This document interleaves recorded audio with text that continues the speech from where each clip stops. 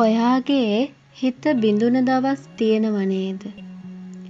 කවුරුවත් තේරුම් ගන්නේ නැති දවස්, කවුරුවත් කතා කරන්නේ නැති දවස්, ඔයා හිටියත් නෑ වගේ හිතෙන දවස්. ඒ වෙලාවට හිතෙන්නේ මට වටිනාකමක් නෑ වගේ කියලා. මාව වටින කවුරුත් නෑ කියලා.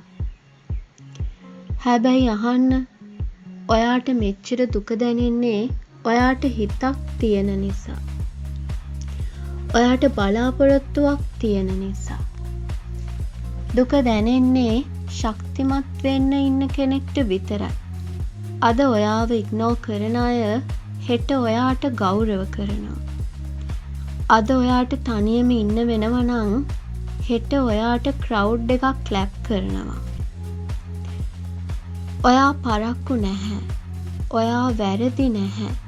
ඔයා තවම ගේම් එකේ ඉන්නවා.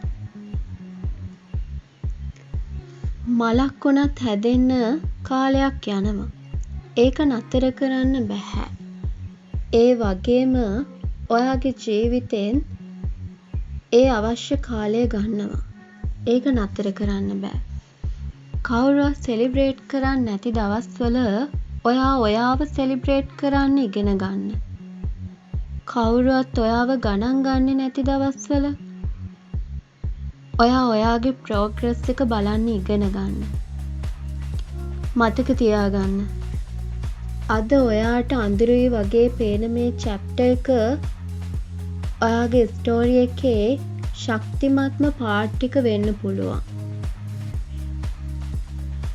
අද නතර කළොත් හෙට ලැබෙන ජයග්‍රහණය ඔයාට දකින්න බැරි වෙයි.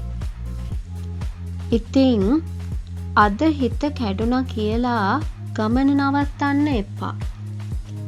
අද තනියම ඉන්නවා කියලා ඔයාගේ ඩ්‍රීම් එක අත්හැර ගන්න එපා.